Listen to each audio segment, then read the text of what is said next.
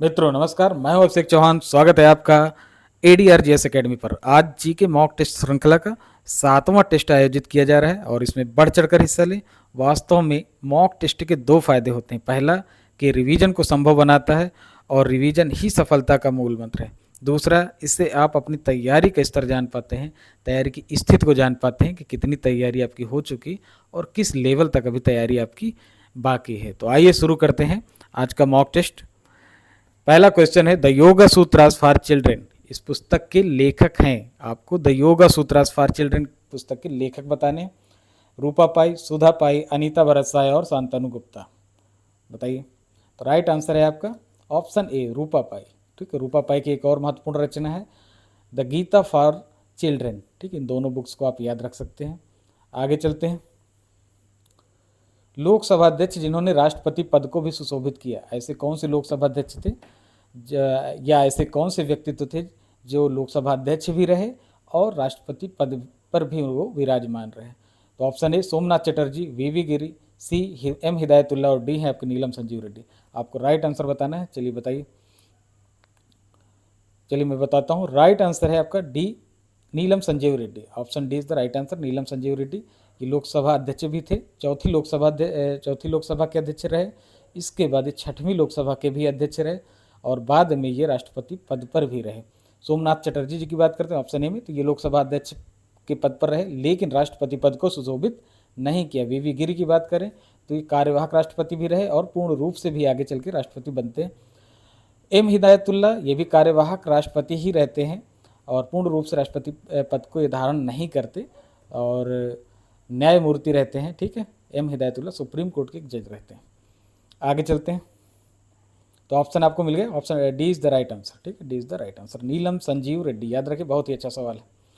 किस स्थल से धान की खेती के प्राचीनतम साक्ष्य मिले? बहुत ही कंफ्यूजिंग क्वेश्चन है क्योंकि आपके सामने दो ऑप्शन ऐसे रखे हैं जिनमें बहुत ही क्लोज रिलेशन है और पहले आप कुछ और करते थे लेकिन अब हाल ही में चेंज हो गया है। तो इसको बहुत ध्यान से देखिए। किस स्थल से धान की खेती के प्राचीनतम साक्ष्य मिले हैं? ऑप्शन ए कोल्डीवा, बी लहुरा देव, सी मेहरगढ़ और डी है आपका बेबीलोन। ठीक, तो राइट आंसर क्या है आपका? लहुरा देव। लहुरा देव is the right answer. Uttar Pradesh में संत कबीर नगर डिस्ट्रिक्ट में स्थित एक गांव है जहां पर गोरखपुर विश्वविद्यालय और इलाहाबाद विश्वविद्यालय या प्रयागराज विश्वविद्यालय के पुरातत्व विज्ञानियों के द्वारा धान की खेती के प्राचीनतम साक्ष्य प्राप्त किए गए हैं और धान की भूसी यहाँ मिली हुई है। उसका जो समय निर्धारित किया गया है वो है आपका 7,000 से लेकर 9,000 साल पुराना। ठीक है, अभी तक आपको पता था कोल्डीवा। कोल्डीवा कहाँ पर है? प्रयागराज में बेलन घाटी में स्थित है और यहाँ अब तक प्राचीनतम साक्ष्य सबसे ज़्यादा यही माने जाते थे और इसका जो समय था वो था आपका 6,000 BC। लहुरा देव का क्या है? 7,000 से 9,000 तक जाता है। ठीक है, 7,000 से 9,000 कितने, ठीक है, साल पुराना। और कोल्डीवा का जाता है आपका 6,000 साल पुराना। BC अगर वर्ड यूज़ किया हो तो उसे ऐसा ही कर लें, 6,000 साल पुराना। तो सबसे पुराना कहाँ हो गया? लहुरा देव। ठीक, और रिसेंट रिसर्च से रिलेटेड है। मेहरगढ़ की बात करें तो यहाँ गेहूं और जौ के प्राचीनतम साक्ष्य हैं। बेबीलोन आपका कहाँ है? इराक क्षेत्र में। मेसोपोटामिया सभ्यता का महत्वपूर्ण स्थल और यहाँ भी कृषि के प्राचीनतम कई फसलों के प्राचीनतम साक्ष्य हैं। लेकिन चावल के मामले में गौरव भारत को प्राप्त है और चीन से भी पहले, जहाँ पर सबसे ज़्यादा महत्ता मिली है चीन को चावल के मामले में, उससे भी पुराना साक्ष्य हमारे भारत में प्राप्त होता है। ठीक, आगे चलते हैं। नए राज्यों के निर्माण के लिए संविधान संशोधन की कौन सी प्रक्रिया अपनाई जाती है? ऑप्शन ए विशेष बहुमत द्वारा, बी साधारण बहुमत द्वारा, सी विशेष बहुमत और राज्य विधानमंडलों की स्वीकृति के द्वारा, ऑप्शन डी उपर्युक्त सभी। बताइए। नए राज्यों के निर्माण के लिए संविधान संशोधन की कौन सी प्रक्रिया अपनाई जाती है? तो संविधान संशोधन की प्रक्रिया के लिए कौन सा अनुच्छेद स्पष्ट है? आर्टिकल 368 में संविधान संशोधन के प्रावधान है और इसका राइट आंसर है नए राज्यों के निर्माण के लिए क्या रहता है आपका? साधारण बहुमत के द्वारा ही ये किया जा सकता है, नए राज्यों का निर्माण किया जा सकता है। इसके लिए विशेष बहुमत की आवश्यकता नहीं होती। ठीक, तो आपका ऑप्शन कौन सा? B is the right answer. ठीक, आगे चलते हैं। कराई का विस्तारित रूप है? CRY का विस्तारित रूप, ये आपसे पूछे जाते हैं। विस्तारित रूप फुल फॉर्म बताना है आपको। Child right and you, option A child recovery योजना, B child right and you, children right and you, option C, और डी है आपका चिल्ड्रन रिस्टोरेशन योजना। बताइए। तो इसका राइट आंसर है child right and you, option A is the right answer. किसका? क्राई का, child right and you. Okay, आगे चलते हैं। अगला क्वेश्चन है आपका, नेपाल से सटे उत्तर प्रदेश के जिलों की संख्या है। बहुत ही महत्वपूर्ण क्वेश्चन है। आप देखिए, ऐसे सवालों की संभावना बहुत बनी रहती है, किस जिले से क्या, किस स्टेट देश से कौन मिल रहा है, किस जिले से या किस स्टेट से मिल रहा है, किस देश से मिल रही हैं जिलों की संख्या। ठीक है, इस टाइप के सवालों को बहुत ध्यान से देखा करिए। साथ ही मैप बेस्ड क्वेश्चन है। तो बताइए इसका आंसर। ऑप्शन ए 6, बी 7, सी 5 और डी है आपका 8। राइट आंसर क्या है? तो इसका राइट आंसर है 7। ठीक, 7 इज़ द राइट आंसर। और आप इसको देखेंगे, पीलीभीत, खीरी, बहराइच, सिद्धार्थनगर, बलरामपुर, श्रावस्ती और महाराजगंज। ठीक है, तो ये है। अगर आप इनको क्रम से याद करते हैं तो और अच्छा है। क्रम से आप चाहे ईस्ट से वेस्ट याद करिए या नॉर्थ साउथ, कुछ भी जो भी सुविधाजनक आपको लगे। अगर आपके माइंड में मैप आ जाता है तो ये और अच्छा है। ठीक, तो कितने हैं? 7। नेपाल से सटे राज्यों की, वो जिलों की बात की जा रही है। क्लियर, आगे चलते हैं। क्वेश्चन अगला है, देख लेते हैं। अधोलिखित में सुमेलित नहीं, यहाँ पर आपको देखना है कि कौन सुमेलित नहीं। एक तरफ आपके महत्वपूर्ण स्थल हैं, साथ ही उनसे संबंधित जिले आपके मेंशन हैं, तो आपको मिलान करना। बटेश्वर आगरा, श्रृंगवेरपुर प्रयागराज, चौखंडी स्तूप वाराणसी और डी कनक भवन मंदिर मथुरा। बताइए। तो इसका राइट आंसर है आपका डी कनक भवन मंदिर। कहाँ? मथुरा। ये आपका गलत है। ठीक है, इसीलिए चूंकि सुमेलित नहीं बताना है तो सुमेलित कौन सा नहीं है? Option D. ये कहाँ पर है आपका? अयोध्या। अयोध्या में आपका कनक भवन मंदिर है। चौखंडी स्तूप आपका वाराणसी में, कहाँ पर? सारनाथ में। एग्जैक्ट लोकेशन की बात की जाए तो सारनाथ वाराणसी में ही आता है। श्रृंगवेरपुर प्रयागराज में, जो ग्रामीण क्षेत्र हैं गंगा नदी के इस पार। अगर आप देखेंगे गंगा नदी के उस पार, प्रयागराज से रेफरेंस में उस पार देखेंगे श्रृंगवेरपुर।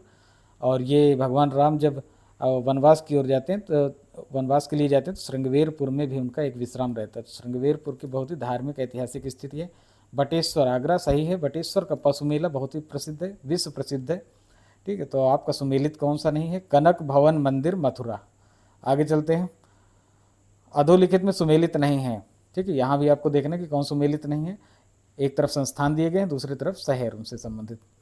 पशु जैविक औषधि संस्थान बरेली, बी ऑप्शन है पशु चारा बैंक झांसी, सी है आपका केंद्रीय पशु प्रजनन फार्म लखीमपुर खीरी और डी है आपका केंद्रीय बकरी अनुसंधान संस्थान मथुरा। बताइए राइट आंसर क्या है इसका?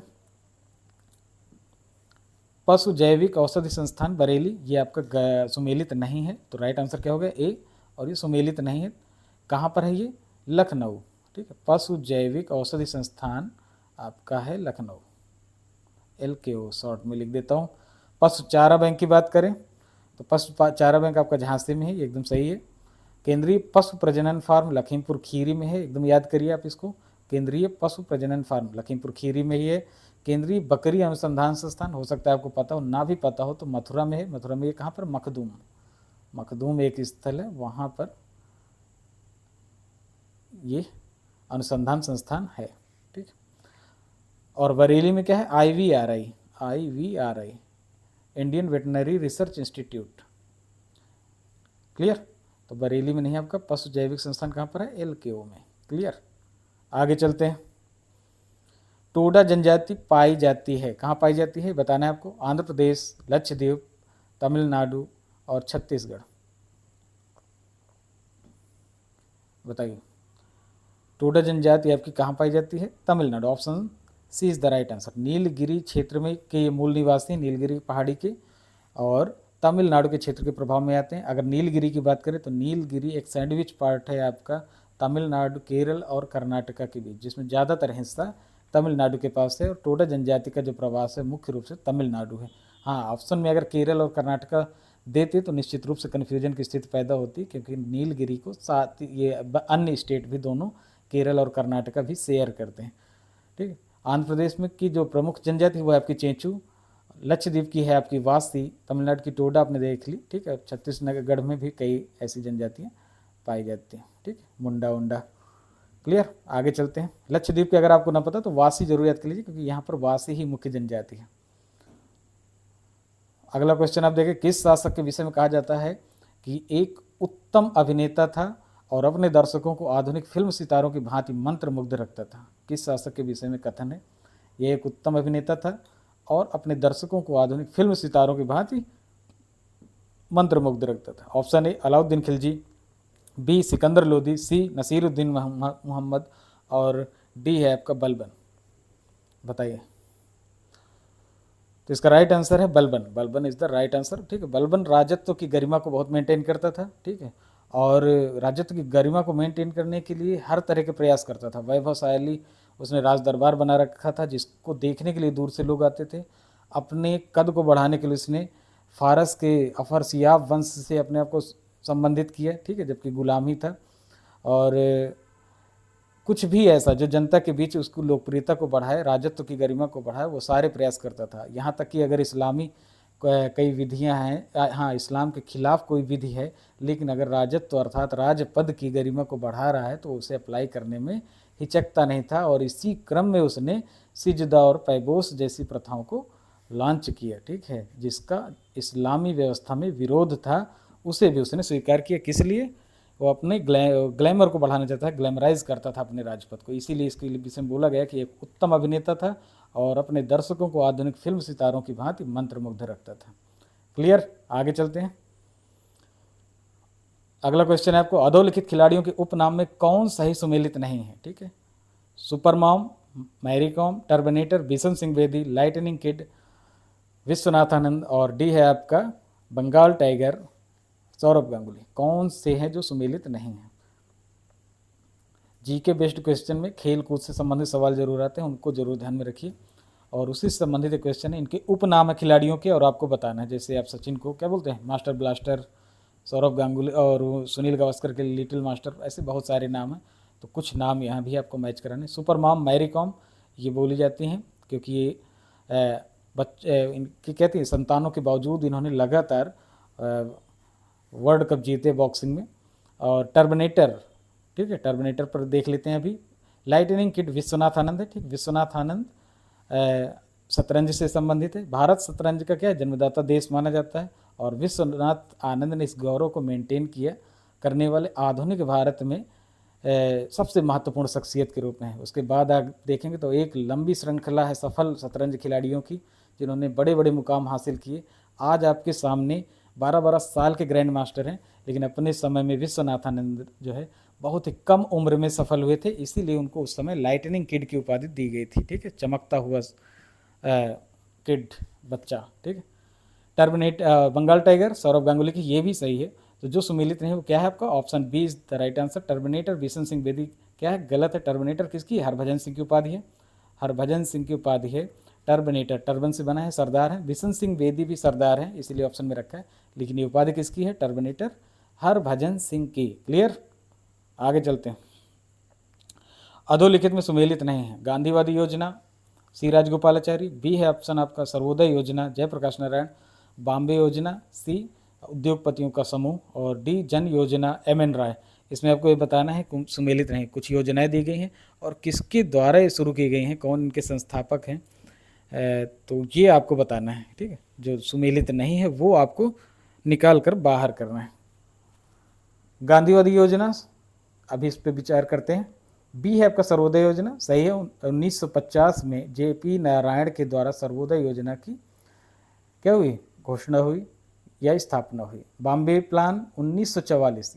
अच्छा, जयप्रकाश नारायण वाली का आप टाइम लिख लीजिए, टाइम भी जरूरी है क्योंकि कई बार इन योजनाओं को सीक्वेंस में सजाने के लिए भी बोला जाता है। तो 1950 में सर्वोदय योजना आई।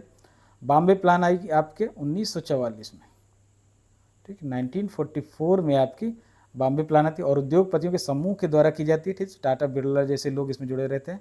और कितने उद्योगपति थे ये? 8 उद्योगपतियों के समूह के द्वारा 1944 में बॉम्बे प्लान आपके सामने रखा जाता है, ठीक है। जन योजना है, जन योजना को ज़्यादा लोकप्रिय है पीपल्स प्लान के रूप में। और एम.एन. राय, मानवेंद्र नाथ राय के द्वारा, ठीक है, एक कम्युनिस्ट नेता थे, जन योजना को सामने रखा गया जिसमें एग्रीकल्चर के महत्व को दिखाया गया था। एग्रीकल्चर को भारत के प्रमुख आर्थिक तत्व के रूप में सामने रखा था एम.एन. राय ने जन योजना में। और जन योजना कब आई आपके 1945, ये है आपकी इसका टाइमिंग 1945, ठीक है। तो आपकी बची गांधीवादी योजना। तो गांधीवादी योजना सी राजगोपालाचारी की नहीं है, किसकी है? श्रीमन नारायण की, श्रीमन नारायण, ठीक है, श्रीमन नारायण की है। और ये भी आपकी 1944 की है। तो गांधीवादी योजना किसकी हुई? श्रीमन नारायण। आप याद रखें, बहुत ही अच्छा सवाल है, ठीक है। आगे चलते हैं। अधोलिखित में कौन सा बंदरगाह पूर्वी तट पर अवस्थित नहीं है? ठीक है, भारत को समुद्री तटों के हिसाब से दो हिस्सों में बांटा गया है, पश्चिमी तट, पूर्वी तट। आपको बताना है कि इसमें कौन सा पूर्वी तट में अवस्थित नहीं है, ये आपका सवाल है। अवस्थित नहीं है। तूतीकोरिन, एन्नोर, चेन्नई, कोच्चि, बताइए। सरल सवाल है, इसे केवल इसलिए डाला गया है, ठीक है। चलिए अभी आप अटेम्प्ट करिए, फिर बताते हैं। तो ऑप्शन मैं बता रहा हूँ, आप पॉज कर करके इनको अटेम्प्ट किया करिए। जैसे भी क्वेश्चन आया आपके सामने आप पॉज कर दीजिए और मेरे एक्सप्लेनेशन से पहले ही आप इसको अटेम्प्ट कर लिया करिए, फिर रिज्यूम करिए वीडियो को और फिर देखिए कि आपका आंसर कैसा है, सही है या गलत। तो अधोलिखित में कौन सा बंदरगाह पूर्वी तट पर अवस्थित नहीं है? इसमें आपका राइट आंसर है डी, कोच्चि। कोच्चि आपका केरल तट में है। केरल किसमें? पश्चिमी तट पे है। ये आपके पूर्वी तट पे है। तूतीकोरिन, एन्नोर और चेन्नई। चेन्नई में आपको डाउट नहीं है, तूतीकोरिन में आप फंसते, एन्नोर में और तूतीकोरिन में फंस सकते थे, क्योंकि ये एकदम टिप पर है और हो सकता है आप कंफ्यूज होते कि दक्षिणी तट तो नहीं है।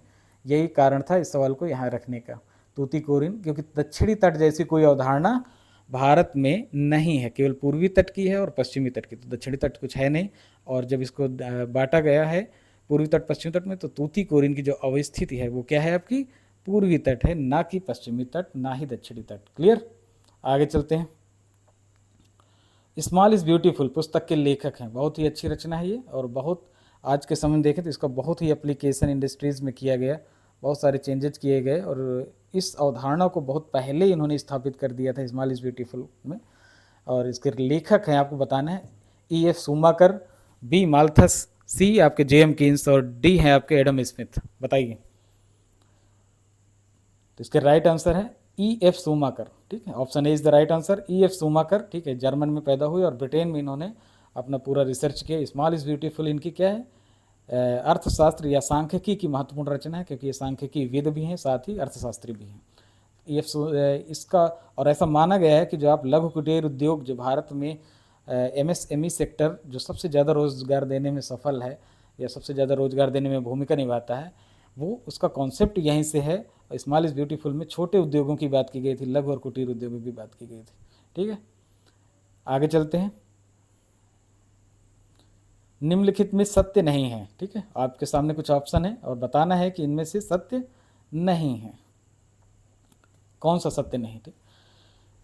राज्यसभा के सदस्यों की अधिकतम संख्या 250 हो सकती है, 250। बी है आपका उत्तर प्रदेश से राज्यसभा में सदस्यों की संख्या 31 निश्चित है। सी है आपका राज्यसभा का कार्यकाल 6 वर्ष होता है। और डी है आपका राज्यसभा के 1/3 सदस्य प्रति दो वर्ष में सेवानिवृत्त होते रहते हैं, ठीक है। बताइए इसका राइट आंसर क्या है? बहुत ही अच्छा सवाल है और एक ही सवाल में आपको बहुत सारे फैक्ट्स राज्यसभा के विषय में क्लियर हो जाएंगे। बताइए, एक एक ऑप्शन पर विचार करते हैं। राज्यसभा में सदस्यों की संख्या अधिकतम कितनी संख्या है? 250, 250 एकदम सही है। 250 मैक्सिमम हो सकती है, लेकिन वर्तमान में कितनी? 245। अधिकतम 250 तक हो सकती है, इससे ज़्यादा नहीं, जब तक कोई संशोधन नहीं पारित हो जाता। उत्तर प्रदेश से राज्यसभा में सदस्यों की संख्या 31 निश्चित है, ये भी एकदम सही है।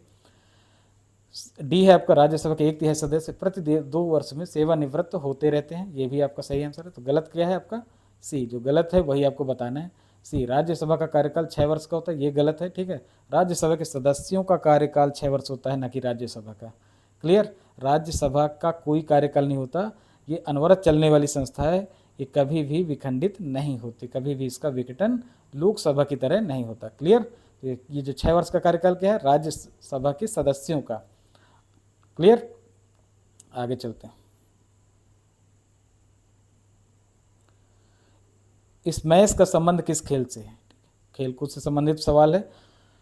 स्मैश का संबंध किस खेल से है? इसका राइट आंसर बताना है आपको। Option A lawn tennis, badminton, football. Option B badminton, lawn tennis, volleyball. C है आपका हॉकी, बैडमिंटन, वॉलीबॉल। डी है आपका बैडमिंटन, लॉन टेनिस और बास्केटबॉल।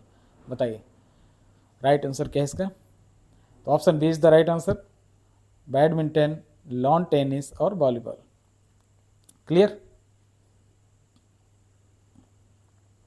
अधोलिखित में सुमेलित नहीं है, अधोलिखित में सुमेलित नहीं है। कुछ बुक्स दी गई हैं और उनके ऑथर आपको बताने हैं कि कौन सा ऑप्शन है जो सुमेलित नहीं है, अर्थात तो उस बुक के जो रचनाकार हैं वो नहीं है। Rediscovery of India Jawaharlal Nehru, B है आपका a brief history of time Stephen Hawkins, और सी है आपका straight from the heart Kapil Dev, D है आपका गोल्डन गेट विक्रम सेठ। बताइए। Option A is the right answer, ये सुमेलित नहीं है, अर्थात रीडिस्कवरी ऑफ इंडिया के लेखक जवाहरलाल नेहरू नहीं है। कौन है? मेघनाथ देसाई। आप लिख लीजिए मेघनाथ देसाई, मेघनाथ देसाई। अ ब्रीफ हिस्ट्री ऑफ टाइम ये आपको पता ही होगा, स्टीफन हॉकिंस का है। और straight from the heart Kapil Dev की रचना है। गोल्डन गेट विक्रम सेठ की रचना है। एक रचना और है विक्रम सेठ की जो बड़ी महत्वपूर्ण है, वो है आपकी सुटेबल बॉय। तो आप सुटेबल बॉय, गोल्डन गेट इनकी रचना याद रख सकते हैं। जवाहरलाल नेहरू की बुक की बात करें तो रीडिस्कवरी ऑफ इंडिया नहीं, बल्कि क्या है, डिस्कवरी ऑफ इंडिया है इनकी रचना। ठीक है, डिस्कवरी ऑफ इंडिया इनकी रचना है। रीडिस्कवरी ऑफ इंडिया किसके? मेघनाथ देसाई की। देखिए जो बहुत ही क्लोज रहा करें उनको आप लिखते भी जाया करिए, क्योंकि मेरा उद्देश्य है कि कन्फ्यूज़न दूर हो। कन्फ्यूज़न वहीं दूर होगा जहाँ पर समान मिलती जुलती चीज़ें एक साथ आएंगी। जैसे discovery of India Jawaharlal Nehru की है, तो मैंने रीडिस्कवरी ऑफ इंडिया का ऑप्शन बनाया, जिससे आप कन्फ्यूज हों और सही उत्तर की तरफ बढ़ सकें। क्लियर? आगे चलते हैं। सीओपी का फुल फॉर्म है, सीओपी का फुल फॉर्म बताइए। इसका ऑप्शन ए है कन्वेंशन ऑफ पार्टीज, बी है कन्वोकेशन ऑफ पार्टीज, सी है आपका कॉन्फ्रेंस ऑफ पार्टीज और community of producers. Option D है। बताइए राइट आंसर क्या है इसका? इसका राइट आंसर है आपका conference of parties. Option C is the right answer, conference of parties. बहुत ही इंपॉर्टेंट संस्था है और इसके पूछे जाने की संभावना है आपके जो भी जीके बेस्ड एग्जाम है। मानव में होने वाला कौन सा रोग अनुवांशिक नहीं है?